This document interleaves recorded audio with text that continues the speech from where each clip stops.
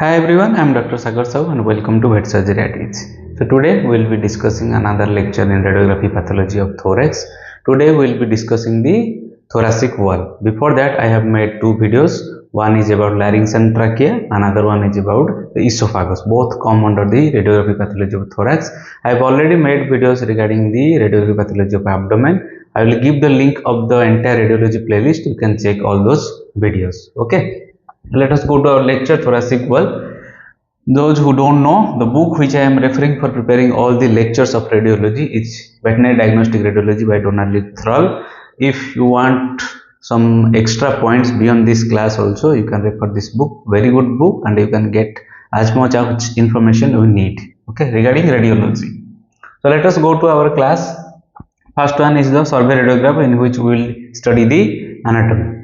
First one is the thoracic wall or thoracic cavity, you can say, which is formed by the spine, ribs, the costal cartilage, sternum, extracostal structure, intercostal musculature, and the artifacts I will discuss later. So all these structures, we will identify all the structure in this radiograph. Okay, first one is the spine. We will go one by one. First lateral, then also dorsoventral. Okay, first we will see the normal, then pathology. First one, spine. You know, in dog and cat there are 13 number of thoracic vertebrae. So this is T1, T2, T3, 4, 5, 6, 7, 8, 9, 10, 11, 12, 13 is not visible, it is beyond that.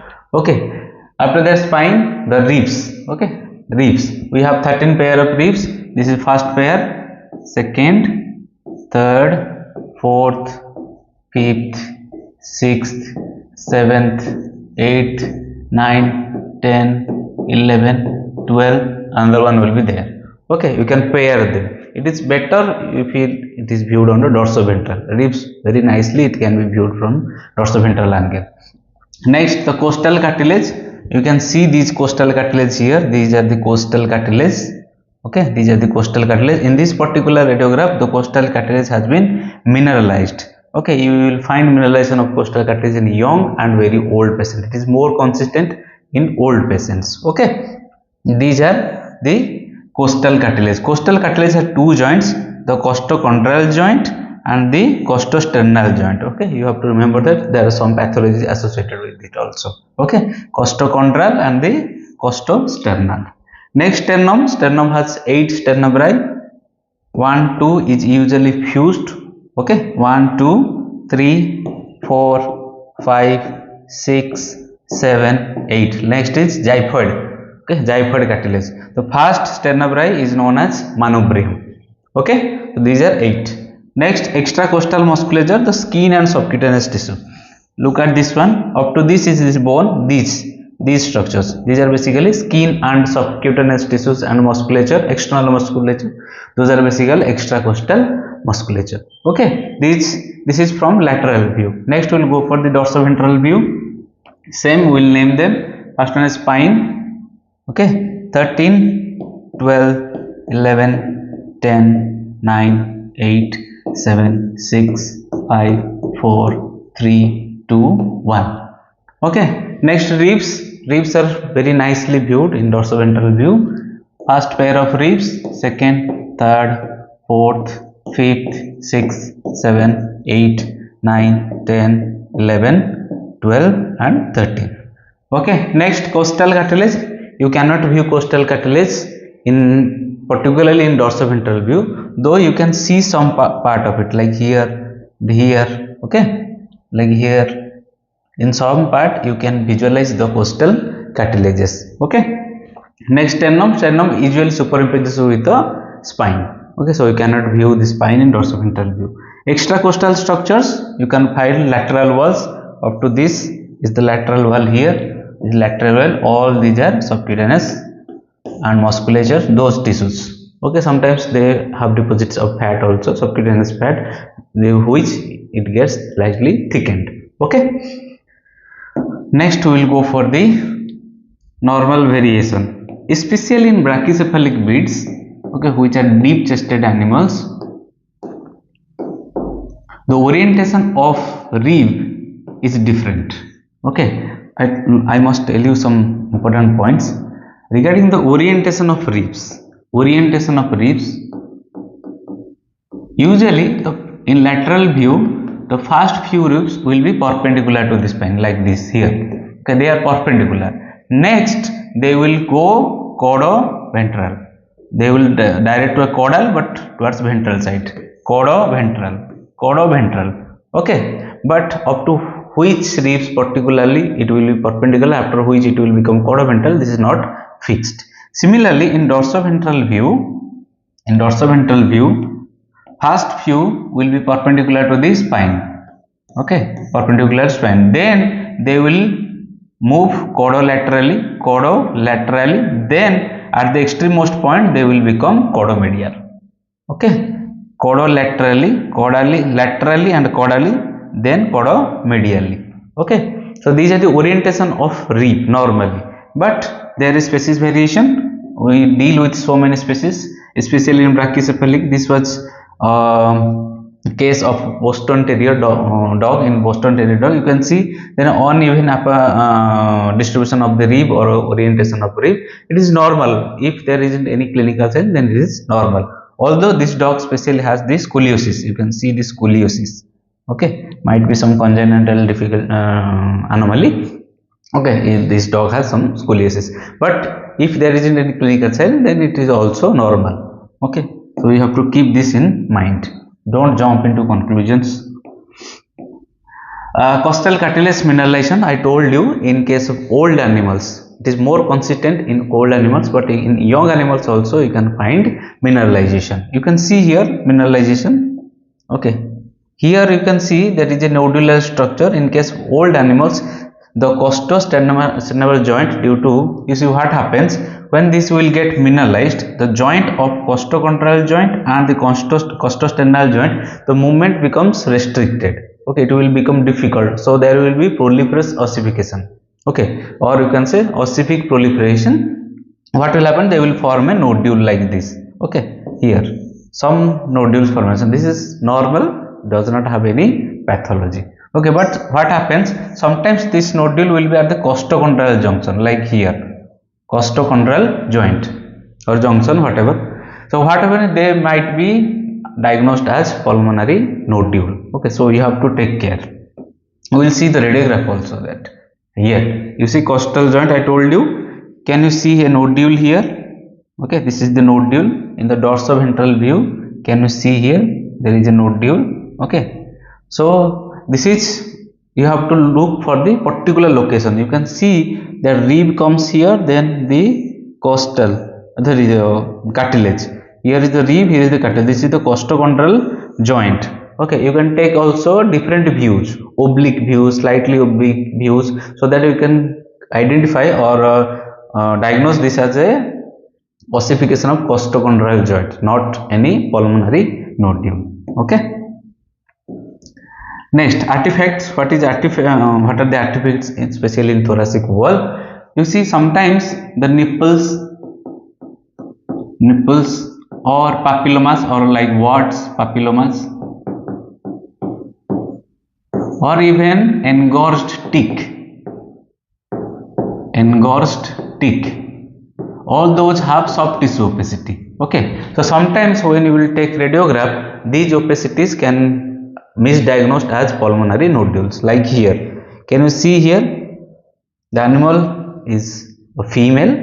Okay, so you can see a nodule. You can, if you have not done the X-ray, you might be saying that this is a pulmonary nodule, but it is actually a nipple. So what you can do, you can apply some barium paste so that you can know that whether it is a pulmonary nodule or any artifact. Okay.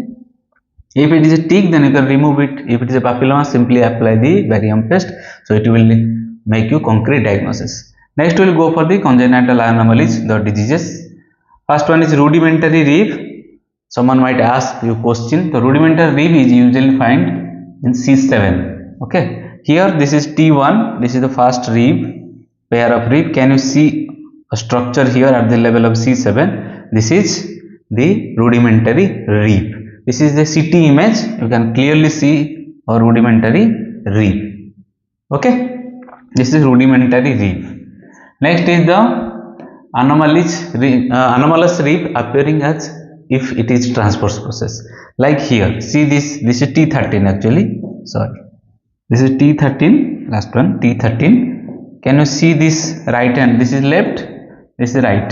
The right side rib. It appears as if it is a transverse process due to anomalous formation or developmental abnormality. Okay. So this is anomalous rib formation. Next, rib hypoplasia. This also mostly these things happen at T13 level or 13 pair. This is T13. You can see very thin line of rib compared to the other normal ribs. This is a rib hypoplasia. Okay, it may not contain any pathology, but what happens actually, if suppose there isn't any part of this rib, okay, suppose no rib is there here, suppose you have to do some operation on the right side, sometimes these ribs are the guiding mark for surgery. If these ribs are absent, then it will be very difficult to locate those things, locate the surgery incisions or surgery markers. Next is sternal fusion. So let us name 1, 2, they are usually fused. 3, 4, 5, there is fusion of 6 and 7. This is 8, xiphoid. Okay, so there is fusion of sterna by 6 and sterna by 7. Okay, this is sternal fusion. These are congenital anomaly or developmental anomaly. Next is pectus carnitus. Okay, pectus carnitum. It is also known as pigeon chest. What happens here? There will be ventral deviation of the sternum. Okay, ventral deviation of sternum, which is supposed to be normally like this. Okay, then it is ventral deviated. It is simply a congenital condition which can be identified radiographically. That is pigeon chest or pectus carnitum. There is opposite one, that is pectus excavatum. There is funnel chest. Can you see here the rib? Okay, this is the rib. It is dorsal deviation of the, this is sternivary, dorsal deviation of the sternivary. Okay, so this is funnel shaped. You can see here, this is becoming like funnel shape. That is a funnel chest, pectus excavatum. These are congenital anomalies or developmental abnormalities. Here the ribs, you can see how the ribs are arranged like this. Okay. Next, thoracic wall trauma. There are different type of trauma that can happen to thoracic wall, like soft tissue injury. Okay, in case of soft tissue injury, usually the internal musculature remains patent. Okay, internal thoracic wall remains patent. Only the skin or subcutaneous tissue is injured. Particularly in this case, to the right side there is injury. Also, you can see the gas opacity here. That means there has been subcutaneous emphysema due to some trauma or bite like this, anything. Okay, but it has not gone into the thorax. Okay, inside the thorax. This is soft tissue injury. Next is the internal musculature tear. Here there is a particular radiographic finding, that is rib splay or splayed ribs. You have known about splayed hoof in case of large animals. So just like this, what happens when there will be a rupture to the internal musculature due to tension, the ribs will get split. Like here, this is the right side. Okay, 1, 2, 3, 4, this is 5 and 6. In between the 5 and 6, the internal musculature has been ruptured, due to the tension, the 5th rib has moved cranially, the 6th rib has moved caudally, widening the gap. This is known as splaying of rib splaying. Notice the other side, which is healthy. You can see the difference between these ribs nearly uniform, while in this one, although these are uniform, but at the site of injury it is more, gap is more, that is splaying of the rib. Okay, so if you are finding these signs, then it means that internal muscular layer, especially the intercostal muscle, has been ruptured or has been torn. Okay. Next is the rib fracture. It is very easy. Any hard tissue fracture, it is relatively easy to diagnose rather than the soft tissue. This is the lateral view. Okay, you can see some fractures, like here is fracture. Okay, sometimes they overlap, so you can go for dorsoventral view. Here is fracture. Okay, let us go to dorsoventral. You can see that how many ribs has been fractured. First, second, third, this is right side. 4th is fractured, 5th fracture, 6th fracture, 7th, 8th, 9th, 10, 11, 12 and 13. Okay, from 4 to 13 on the right side has been fractured, while in the left side you can see the fracture of this one, second, third, fourth, fifth, 6, 7, 8, 9. 9 has been fractured, 10 has been fractured, 11 has been fractured, 12 has been fractured, 13 has been fractured. Okay, and another thing you can notice that at the 12th rib fracture and 13th rib fracture you can see some callus formation. Okay, rib callus. Okay, fracture callus formation is also there. So this is basically rib fracture. Rib fracture is easy to diagnose. Any hard tissue fracture is comparatively easy to diagnose than soft tissue injuries. Next is healed rib fracture. This is particularly important because you can see this is fracture has been healed. Okay, the sign is known as expansile sign. Healed rib fracture is expansile sign. Okay, usually the heel, if during taking the radiograph, if there is rib fracture and then perfect alignment, you cannot diagnose the rib fracture. Okay, sometimes they get healed up by themselves, and particularly they have a nodule like structure like this. Okay, so what happens here is a differential diagnosis. You have to differentiate it from rib tumor. Okay, so in case of rib tumor you will find bone lysis.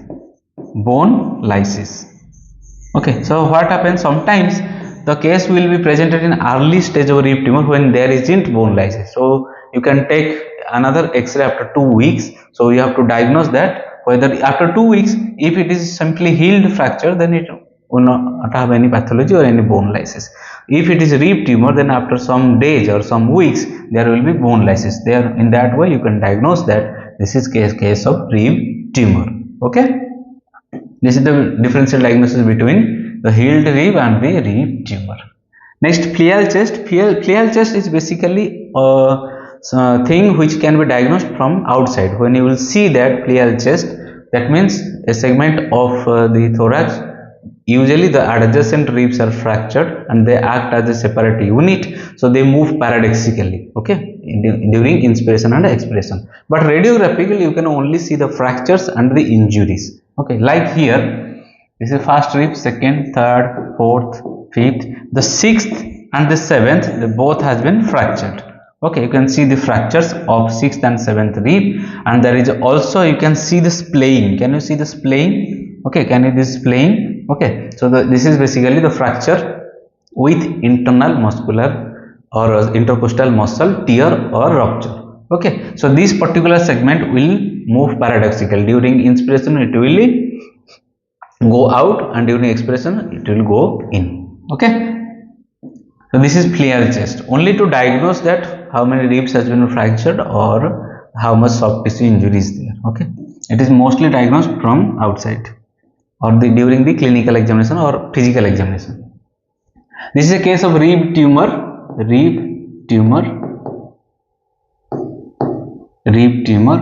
Okay, in case of rib tumor you have to look for extra pulmonary sign. Okay, extra pulmonary sign.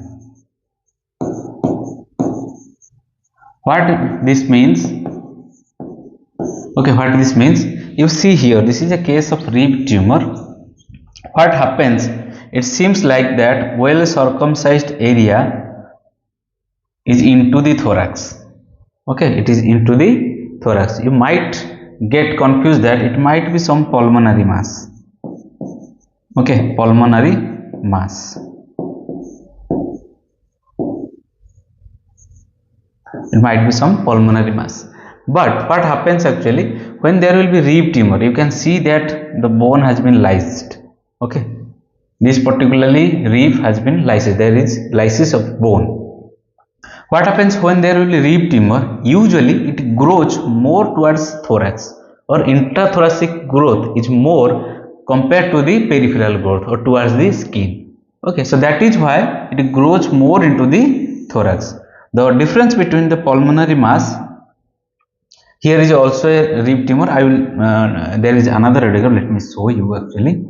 So here what happens when there will be a pulmonary nodule which touches the thoracic wall, the angle between this here actually. So the angle is acute. This angle between the tumor margin and the thoracic wall is acute. You can see here acute. Here is also a nodule. Okay, the angle is acute. This angle is acute.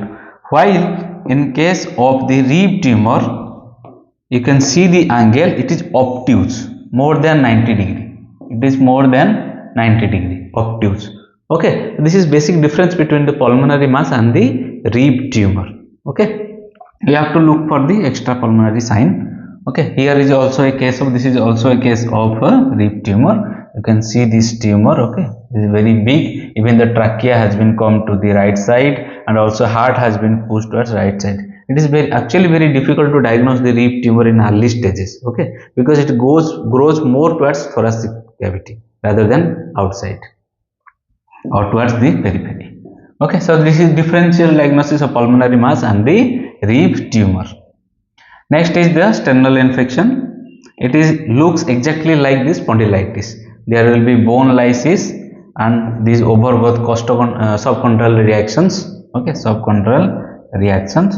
It exactly looks like the spondylitis. Subchondral reaction and bone lysis. Okay, nothing new. These are not so common, but they can happen. Okay, this is sternal infection. Even if sternal tumors also, if there will be the same reaction, you will find. Soft tissue tumor, this is the last one. Okay, soft tissue tumor is usually, normally it is lipoma. Mostly you will find lipoma. Okay, though you can find fibrosarcoma also, but most common is lipoma. Okay, it occurs in the soft tissue, like here you can see a lipoma mass. Okay, here you can see a lipoma mass.